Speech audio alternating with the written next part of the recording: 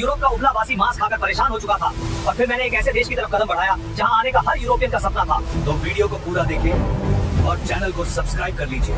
कल्पना कीजिए 15वीं शताब्दी के यूरोप की बर्फ से ढकी सर्द रातें, कड़कड़ाती ठंड और खाने की मेज पर रखा हुआ बेस्वाद उबला हुआ या नमक में लपेटा हुआ सूखा मांस। उस दौर में यूरोप के पास न तो आज जैसी सुख सुविधाएं थीं और न ही खाने में कोई स्वाद। उन्हें अपने मांस को लंबे समय तक सुरक्षित रखने और उसमें जान डालने के लिए एक जादुई जड़ी बूटी की सख्त जरूरत थी और वह जादू था मसाला, काली मिर्च, लौंग, दालचीनी और इलायची। लेकिन दिक्कत यह थी कि ये मसाले उनके यहाँ नहीं उगते थे। ये आते थे एक रहस्यमयी, दूरस्थ और परिकठाओं जैसे देश से, जिसे दुनिया भारत कहती थी। भारत उस समय दुनिया का वो खास स्थान था जहाँ हर कोई जाना चाहता था, लेकिन किसी के पास वहाँ का सीधा रास्ता या नक्शा नहीं था। सदियों से अरब के व्यापारियों ने इस रास्ते पर अपना दबदबा बना रखा था। वे भारत से सस्ते दाम में मसाले खरीदते और रेगिस्तानी रास्तों से होते हुए यूरोप के बाजारों में उसे सोने के भाव बेचते थे। अरब के व्यापारी यूरोपियनों के लिए वो सख्त कर वसूलने वाले बन गए थे, जो कहते थे या तो हमारी मुंहमांगी कीमत दो या फिर अपना वो फीका और सड़ता हुआ मांस खाते रहो। यूरोप के राजा इस बात से बौखलाए हुए थे, खासकर स्पेन और पुर्तगाल के शासक। उनकी रातों की नींद उड़ चुकी थी। उन्हें भारत चाहिए था, लेकिन जमीन के रास्ते से जाना मुमकिन नहीं था, क्योंकि बीच में उस्मानिया साम्राज्य जैसी विशाल दीवार खड़ी थी। तब पुर्तगाल और स्पेन के राजाओं ने अपनी अपनी दूरबीनें उठाई और समंदर की उठती हुई खूंखार लहरों की तरफ देखा। उन्होंने तय किया कि जमीन का रास्ता बंद है तो क्या हुआ, हम पानी का सीना चीरकर भारत का दरवाजा ढूंढ निकालेंगे। यह कोई साधारण फैसला नहीं था। आज के समय में बिना दिशा सूचक यंत्र के अनजान शहर में जाना मुश्किल होता है। जरा सोचिए, उस दौर में जब लोगों का मानना था कि दुनिया चपट्टी है, नाविकों में खौफ था कि अगर वे समंदर में बहुत दूर गए तो दुनिया के किनारे से नीचे एक अनंत खाई में गिर जाएंगे या उन्हें विशाल समुद्री राक्षस निगल लेंगे। समंदर उस समय एक ऐसा क्रूर हत्यारा था जो बिना चेतावनी दिए इंसान को लील जाता था। इन्हीं डरे हुए लेकिन लालची माहौल में पुर्तगाल से एक आदमी निकला जिसका नाम था बार्थोलोम्यू डियाज। उसने कहा, महाराज मैं खोजूंगा भारत। वो अपनी नाव लेकर अफ्रीका के तटों के किनारे किनारे नीचे की तरफ गया, लेकिन जैसे ही वो अफ्रीका के सबसे निचले हिस्से पर पहुंचा, समंदर ने अपना असली खौफनाक रूप दिखा दिया। लहरें पहाड़ों जितनी ऊंची उठ रही थीं, हवाएं जहाज के चीथड़े उड़ाने पर आमादा थीं। डियाज की हालत खराब हो गई। उसने हाथ जोड़ लिए और कहा, भाई मुझे नहीं चाहिए भारत, मेरी जान ज्यादा कीमती है। उसने उस जगह का नाम रखा तूफानों का अंतरीप और अपनी नाव उल्टी घुमाकर वापस पुर्तगाल भाग गया। पुर्तगाल के राजा मैनुअल प्रथम के सीने में अभी भी मसालों की आग जल रही थी। बार्थोलोम्यू डियाज के वापस लौटने के 10 साल बाद पुर्तगाल के दरबार में एक ऐसे आदमी को बुलाया गया जिसकी आंखों में समंदर का खौफ नहीं बल्कि उसे जीतने की जिद थी। एक ऐसा जिद्दी और सन की नाविक जो मौत के मुंह में हाथ डालने का शौक रखता था। उसका नाम था वास्को डी गामा। राजा ने वास्को डी गामा की आंखों में आंखें डालकर पूछा, क्या तुम वो कर सकते हो जो डियाज नहीं कर पाया? क्या तुम समंदर के उस शैतानी दरवाजे को तोड़कर मेरे लिए भारत ला सकते हो? वास्को डी गामा ने थोड़ा मुस्कुराते हुए अपनी तलवार पर हाथ रखा और कहा, अगर समंदर ने मुझे नहीं निगला तो मैं आपके कदमों में पूरी दुनिया का व्यापार लाकर रख दूंगा। और यहीं से शुरू होने वाली थी इतिहास की सबसे खौफनाक, सबसे रोमांचक और दुनिया का नक्शा हमेशा के लिए बदल देने वाली समुद्री यात्रा। 8 जुलाई 1497 का वो मनहूस लगने वाला दिन पुर्तगाल का लिस्बन बंदरगाह किसी शानदार जश्न का नहीं बल्कि एक खौफनाक मातम का गवाह बन रहा था। किनारे पर खड़ी हजारों की भीड़ ऐसे छाती पीट पीट कर रो रही थी जैसे वास्को डी गामा और उसके नाविकों को किसी समुद्री यात्रा पर नहीं बल्कि सीधे यमराज के पास एक तरफा टिकट देकर भेजा जा रहा हो। जैसे ही लिस्बन का तट आंखों से ओझल हुआ और जहाज खुले अटलांटिक महासागर में पहुंचे, समंदर ने अपना असली खूंखार रूप दिखाना शुरू कर दिया। न कोई दिशा सूचक यंत्र, न कोई मौसम विभाग की चेतावनी और न ही कोई दिशा बताने वाला यंत्र जो पूरी तरह सटीक हो। सिर्फ आसमान के तारे और भगवान के भरोसे ये मुसाफिर एक ऐसी दुनिया की तरफ बढ़ रहे थे जिसका नक्शा आज तक किसी इंसान ने नहीं बनाया था। कुछ हफ्तों तक तो सब ठीक रहा, हवाएं मेहरबान रही, लेकिन फिर अटलांटिक महासागर का मिजाज खराब हो गया। लहरें इतनी ऊंची उठने लगी जैसे 10 मंजिला पानी की इमारत टूटकर सीधे जहाजों पर गिर रही हो। आसमान में बिजलियां ऐसे कड़क रही थीं मानो ऊपर कोई महायुद्ध चल रहा हो। तूफानी हवाओं ने जहाजों के पालों को फाड़कर चीथड़े कर दिया। लकड़ी के जहाज ऐसे चरमरा रहे थे जैसे कोई अदृश्य दैत्य उनकी हड्डियां चबा रहा हो। निचले हिस्से में नाविकों की हालत देखकर तरस आता था। दिन रात के हिचकोरों से उल्टियां करते करते उनकी आंखें बाहर आ रही थीं। हर कोई माथा पकड़कर रो रहा था। भाई किस पागल के चक्कर में पड़ गए? शांति से पुर्तगाल में बैठकर सूखी रोटी खा लेते। ये भारत के मसालों के चक्कर में अब समंदर की मछलियों का चारा बनेंगे। तूफान तो जैसे तैसे पार हो गया, लेकिन फिर एक और खामोश, अदृश्य और खूंखार दुश्मन ने उन पर हमला कर दिया। शरीर घलाने वाली बीमारी, महीनों से ताज़ा खाना, फल और जीवन देने वाले तत्व न मिलने के कारण नाविकों के मसूड़ों से खून बहने लगा। उनके दांत सड़कर टूट टूट कर हाथों में आने लगे। शरीर पर बड़े बड़े छाले पड़ गए और भयानक बदबू उठने लगी। जहाज का निचला हिस्सा एक तैरते हुए अस्पताल और मुर्दा घर में तब्दील हो गया था। रोज किसी न किसी नाविक की लाश को एक भारी पत्थर बांधकर समंदर में फेंका जा रहा था। बचे हुए नाविकों का सब्र अब पूरी तरह जवाब दे चुका था। उन्होंने वास्को डी गामा के सामने बगावत कर दी। वो घुटनों के बल गिरकर गिड़गिड़ाने लगे, कप्तान हमें माफ करो, वापस चलो, हमें नहीं चाहिए कोई भारत, हमें नहीं चाहिए कोई सोने की चिड़िया या मसाले, हमें बस जिंदा अपने घर जाना है। लेकिन वास्को डी गामा कोई आम इंसान थोड़ी था। वो एक नंबर का जिद्दी, कठोर और सन की आदमी था। उसने अपनी तलवार निकाली और एक ऐसा काम किया जिसे देखकर नाविकों की हालत खराब हो गई होगी। उसने दिशा बताने वाले सारे उपकरण समंदर में फेंक दिए और चीख कर बोला, सुन लो कान खोलकर, अब हमारे पास लौटने का कोई रास्ता नहीं बचा है। या तो हम भारत पहुंचेंगे या फिर ये समंदर ही हमारी सामूहिक कब्र बनेगा। अगर किसी ने वापस जाने की बात की तो समंदर बाद में मारेगा, मैं उसे पहले अपने हाथों से काट डालूंगा। उस आदमी के इस पागलपन और खौफनाक जुनून के आगे शायद मौत को भी पसीना आ गया होगा। और तभी वो सबसे खौफनाक घड़ी आ गई। वे अफ्रीका के उस सबसे निचले सिरे पर पहुंच गए थे जहां 10 साल पहले बार्थोलोम्यू डियाज ने अपनी हार मान ली थी। वो जगह थी तूफानों का अंतरीप। आसमान दिन में ही स्याह काला हो गया। ऐसा लग रहा था मानो समंदर और आसमान ने मिलकर इन जहाजों को पीसने की कसम खा ली हो। लहरें इतनी विशाल थीं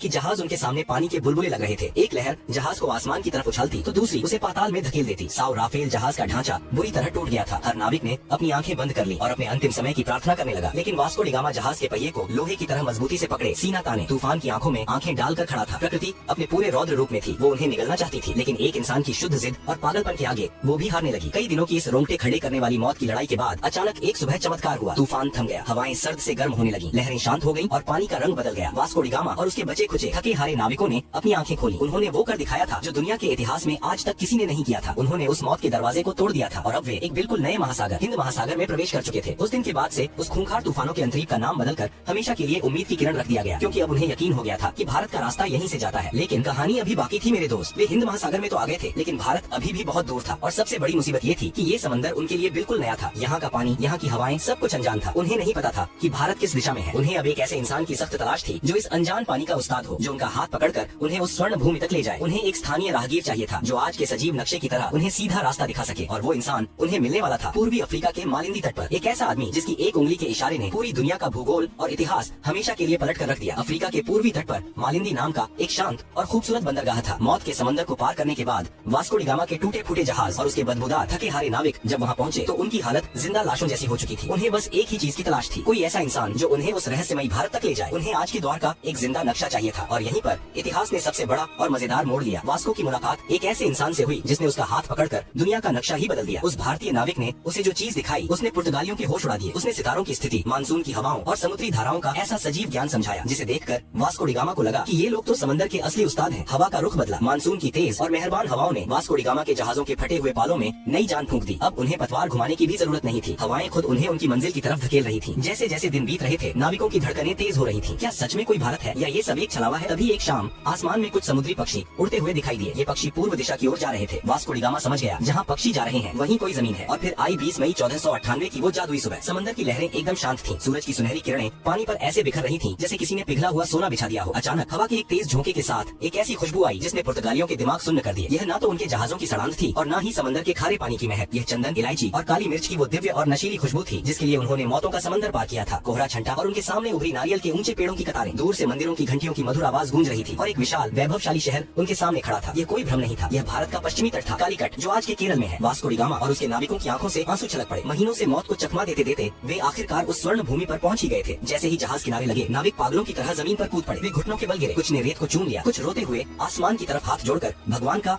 शुक्रिया अदा करने लगे। यह सिर्फ एक समुद्री यात्रा की जीत नहीं थी, यह यूरोप के उस खौफ पर जीत थी जो उन्हें सदियों से डराता आ रहा था। लेकिन जब वास्को डी गामा ने कालीकट के बाजार में कदम रखा तो उसके होश फाख्ता हो गए। उसने सोचा था कि वो किसी पिछड़ी हुई जगह पर जा रहा है, लेकिन कालीकट तो उस समय का महान नगर या स्वर्ण नगरी लग रहा था। बंदरगाह पर दर्जनों देशों के व्यापारी मौजूद थे। सोने की तरह चमकते मसाले बोरियों में ऐसे खुले पड़े थे जैसे उनके यहाँ मिट्टी पड़ी होती है। रेशम के कपड़े, बेशकीमती रत्न और मसालों के पहाड़ देखकर वास्को डी गामा को समझ आ गया कि जिस भारत को वो खोजने का घमंड कर रहा था वो भारत तो पहले से ही दुनिया के व्यापार का सरताज बना बैठा था। फिर बारी आई वहाँ के राजा से मुलाकात की। केरल के उस बेहद शक्तिशाली राजा का नाम था जामोरिन। जरा इस अजीबोगरीब सांस्कृतिक टकराव की कल्पना कीजिए। राजा जामोरिन अपने भव्य दरबार में एक ऊंचे सोने के सिंहासन पर बैठे थे। उनका पूरा शरीर बेशकीमती गहनों, सोने की मोटी जंजीरों और हीरों से लदा हुआ था और उनके सामने खड़ा था वास्को डी गामा, जिसने महीनों से ठीक से नहाया नहीं था, जिसके कपड़े फटे पुराने और अजीबोगरीब थे। वास्को डी गामा ने थोड़ा अकड़ते हुए राजा को अपना उपहार पेश किया। अब सोचिए वो पुर्तगाल से क्या लाया था। कुछ सस्ती लकड़ियाँ, कुछ ऊनी टोपियां, पीतल के बर्तन और शहद। ये देखकर राजा जामोरिन के दरबारियों को जोर की हंसी आ गई। उन्होंने सोचा, अरे भिखारी, ये क्या कबाड़ उठा लाए हो? हमारे यहाँ के नौकर भी इससे महंगा सामान पहनते हैं। लेकिन राजा जामोरिन बहुत ही शांत और समझदार थे। उन्होंने भारतीय संस्कृति का पालन करते हुए इस विदेशी मेहमान का स्वागत किया और उसे अपने राज्य में व्यापार करने की अनुमति दे दी। वास्को डी गामा को अभी भी यकीन नहीं हो रहा था। जिस चीज के लिए यूरोप वाले सालों से तरस रहे थे वो भारत ने उन्हें बिना किसी लड़ाई के ऐसे ही दे दी। लेकिन वास्को की आंखों में अब एक अलग ही चमक आ चुकी थी। वह सिर्फ व्यापार करने नहीं आया था, उसने कालीकट की अपार संपत्ति देख ली थी और उसके लालची दिमाग में अब एक ऐसा शैतानी महायोजना पक रही थी जो अगले कुछ दशकों में पूरी दुनिया का इतिहास खून से लिखने वाला था। वास्को डी गामा ने कालीकट में कुछ महीने बिताए और वहाँ का चप्पा चप्पा छान मारा। उसने देखा कि यहाँ का माल तो एकदम सबसे उत्तम है। उसने अपनी बची खुची कौड़ियों और पैसों से अपने जहाजों को मसालों से ऐसे भर लिया जैसे कोई इंसान किसी मुफ्त की दावत में अपनी प्लेट में खाना ठूंसता है। काली मिर्च, लौंग, दालचीनी, जहाजों की लकड़ी तक मसालों की महक से सराबोर हो गई थी। एक भारतीय जहाज भी उसने अपने साथ ले लिया ताकि माल ज्यादा ले जाया जा सके। अब बारी थी वापसी की। वापसी का सफर भी कम खौफनाक नहीं था। बीमारियां और तूफान फिर से नाविकों पर टूट पड़े, लेकिन इस बार उनके पास एक उम्मीद थी। उनके जहाजों के निचले हिस्से में करोड़ों का खजाना भरा हुआ था। जब वास्को डी गामा का बचा खुचा बेड़ा पुर्तगाल के लिस्बन बंदरगाह पर वापस लौटा तो वहाँ का नजारा देखने लायक था। जो लोग उसे रोते हुए यमराज के पास विदा कर रहे थे वो अब उसकी आरती उतारने को तैयार खड़े थे। राजा मैनुअल प्रथम तो खुशी से नाचने लगा, लेकिन असली भूचाल भूचाल तब आया जब वास्को ने अपना माल पुर्तगाल के बाजार में उतारा। इतिहास का सबसे बड़ा खजाना हाथ लग चुका था। इस समुद्री यात्रा का सारा खर्च, नाविकों का वेतन, टूटे जहाजों का भारी नुकसान, ये सब कुछ काटने के बाद भी उस एक खेप से वास्को डी गामा को पूरे 64 गुना का शुद्ध मुनाफा हुआ। जरा सोचिए, आज के जमाने में लोग व्यापार में थोड़े से मुनाफे के लिए पागल हो जाते हैं और इस आदमी ने एक ही बार में इतना बम्पर मुनाफा मार दिया था। अब तो पुर्तगाल के मजे आ गए, लेकिन ये खबर छुपने वाली थोड़ी थी। पूरे यूरोप में हल्ला मच गया। अरे भारत मिल गया रे, मसालों का कुबेर का खजाना मिल गया। स्पेन, फ्रांस, हॉलैंड और ब्रिटेन, सबके राजाओं की रातों की नींद उड़ गई। पूरे यूरोप में आग लग गई कि ये कंगाल पुर्तगाल वाला रातों रात इतना अमीर कैसे हो गया। जब वो जा सकता है तो हम क्यों नहीं। देखते ही देखते यूरोप के हर देश ने अपने अपने जहाज समंदर में उतार दिए। समंदर में जैसे भीड़ लग गई, सब एक ही रट लगाए हुए थे, चलो भारत, चलो भारत। लेकिन यहीं से इस कहानी का सबसे स्याह, सबसे खौफनाक और दर्दनाक अध्याय शुरू होता है। वास्को डी गामा ने जिस समुद्री दरवाजे को खोला था वह असल में आफत का पिटारा था। यह सिर्फ व्यापार का एक नया रास्ता नहीं था, यह यूरोप के खूनी लालच, क्रूरता और साम्राज्यवाद का एक सीधा निमंत्रण था। जिन पुर्तगालियों का राजा जामोरिन ने भारतीय परंपरा के अनुसार अतिथि मानकर स्वागत किया था, उन्होंने व्यापारिक चौकियों को किलों में बदलना शुरू कर दिया। उन्होंने तोपें तान दी और समंदर पर दादागिरी शुरू कर दी। उनके पीछे पीछे डच आए, फिर फ्रांसीसी अपनी नौसेना लेकर आ धमके और अंत में आया इतिहास का सबसे शातिर, सबसे खतरनाक सफेद पोश भेड़िया, अंग्रेजों की व्यापारिक कंपनी। इन यूरोपीय ताकतों को अब सिर्फ मसाले नहीं चाहिए थे, उनकी नजर अब पूरी सोने की चिड़िया पर थी। उन्होंने भारत की रियासतों को आपस में लड़ाना शुरू कर दिया। भारत का वो शांत और वैभवशाली तट जो कभी सिर्फ रेशम, मसालों और संस्कृति के आदान प्रदान का वैश्विक केंद्र था, अब बारूद की गंध, तोपों की गूंज और कूटनीति के गंदे खेल से दहलने लगा। जिस देश ने अपनी महान उदारता के चलते एक फटे हाल,